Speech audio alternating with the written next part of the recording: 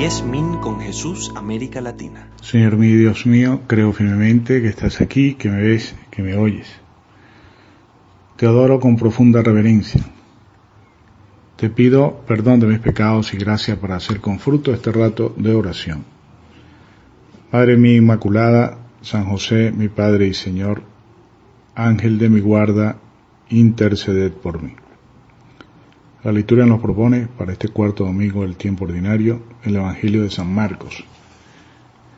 En aquel tiempo Jesús y sus discípulos entraron en Cafarnaúm y cuando el sábado siguiente fue a la sinagoga a enseñar, se quedaron asombrados de su doctrina, porque no enseñaba como los escribas, sino con autoridad.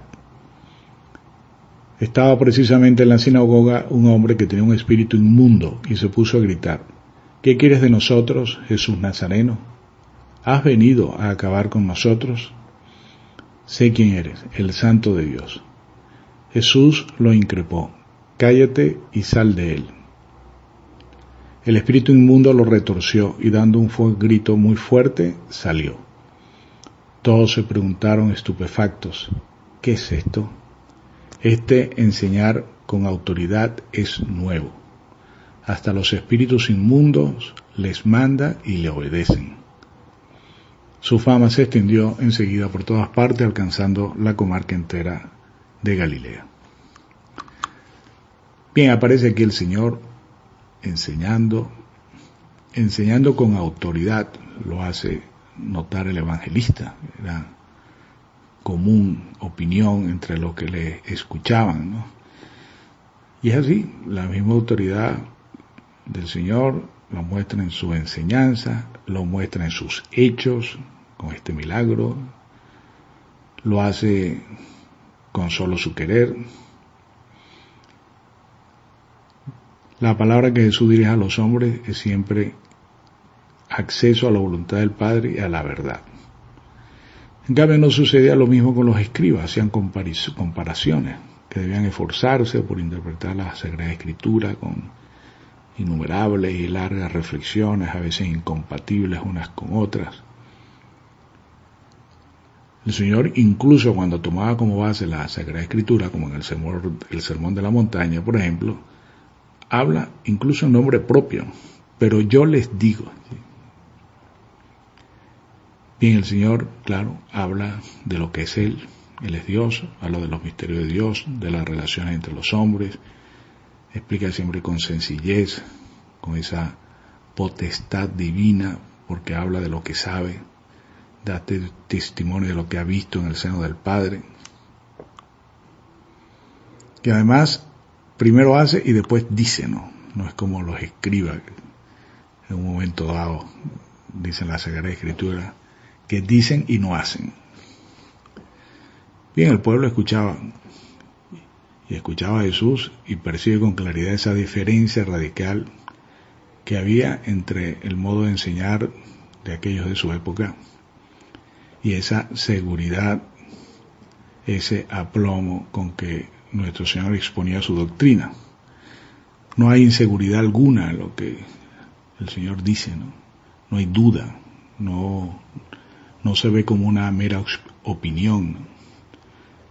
Habla el Señor con dominio absoluto de la verdad y con un conocimiento perfecto del verdadero sentido de la ley, de los profetas, porque habla con la autoridad misma de Dios, que es el autor de la ley y los profetas. Bueno, todo ello evidentemente da una singular fuerza, una singular autoridad a sus palabras, como nunca se había escuchado en Israel. Los evangelios presentan muchos relatos de curaciones milagrosas, de hacer salir a los demonios de las personas. Bueno, esa victoria del Señor sobre los espíritus inmundos nombrados así aquí, nombre que se daba corrientemente al demonio, es una clara señal de que había llegado la salvación divina. El Señor vence al maligno, se revela como el Mesías, como el Salvador, con un poder superior al de los demonios. A lo largo del Evangelio se hace patente esa lucha continua, pero al mismo tiempo victoriosa del Señor contra el demonio.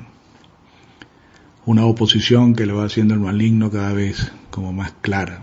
Al principio como un poco sutil o solapada en aquellas tentaciones en el desierto, pero después se va haciendo más manifiesta, más violenta y sobre todo radical y total en su pasión. Como dice el mismo Señor, es la hora del poder de las tinieblas. Pero también la victoria de Jesús es también cada vez más patente, hasta el triunfo total de la resurrección. Bien, el demonio no es ateo, el demonio no es nada ateo, ¿no? Sabe quién era Jesús, que era el Salvador esperado, porque el demonio sabe a quién tiene al frente, conoce en profundidad la realidad, porque es un ángel caído.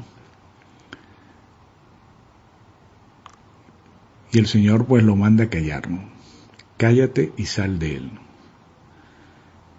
Libera al Señor a las personas de la peor esclavitud. Impide a los demonios mismos que revelen su identidad, y no porque sea un secreto ni mucho menos, sino porque querían ellos poner en juego el éxito de su misión, de la que depende nuestra salvación. En efecto, sabe que para liberar a la humanidad del dominio del pecado, Él tiene que ser sacrificado en la cruz como el verdadero Cordero Pascual. El diablo, por su parte, trata de distraerlo, para desviarlo hacia la lógica humana de un Mesías quizás poderoso, lleno de éxito.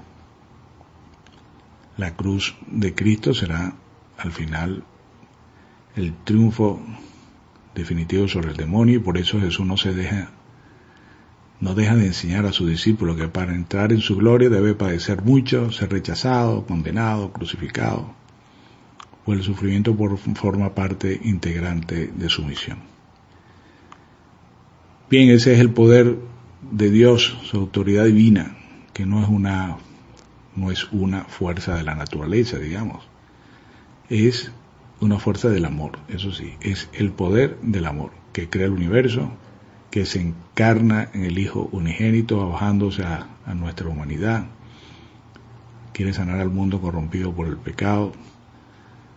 Toda la vida del Señor es una traducción de ese poder en humildad, esa soberanía suya que de Dios se abaja a la forma de siervo. Y así es todo el Evangelio. Y por eso tiene tanta autoridad, porque no oprime a las personas, al contrario. Enseña con verdad, libera a quienes son esclavos de muchos espíritus malignos de este mundo, el espíritu de vanidad, del poder, del apego al dinero, del orgullo, de la sensualidad. Él quiere cambiar el corazón de las personas, y de hecho lo hace. Cambia la vida, transforma las inclinaciones al mal en propósito de bien, porque el Evangelio es capaz de cambiar a las personas. Bien, y por eso es tarea de todos los cristianos difundir por todas partes esa fuerza redentora. Todos tenemos que ser de algún modo también misioneros, apóstoles, heraldos de la palabra de Dios. A menudo para el hombre, pues autoridad significa posesión, poder, dominio, éxito. En cambio para Dios no, la autoridad significa servicio, humildad, amor. Bien, vale la pena que todos entremos en esa lógica de Jesús, de ese Jesús que se inclina para lavar los pies de sus discípulos, que busca el verdadero bien del hombre, que cura las heridas, que es capaz de ese amor tan grande como para dar la vida, porque Él es el amor con mayúscula. Bien, esa es la autoridad del Señor. Por eso quedan asombrados de esa autoridad, porque sus hechos también van acompañados de sus palabras, y las palabras confirman los hechos. Bien, que tú y yo pues tengamos también esa autoridad de llevar a Cristo a los demás por nuestra conducta, por nuestras buenas obras, por el cumplimiento de la voluntad divina. Que acompañemos al Señor en esta tarea redentora del género humano. Se lo pedimos a nuestra Madre Santa María. Te doy gracias, Dios mío, por los buenos propósitos, afectos e inspiraciones que me has comunicado en esta meditación. Te pido ayuda para ponerlos por obra. Madre mía Inmaculada, San José mi Padre y Señor, Ángel de mi guarda, interceded por mí.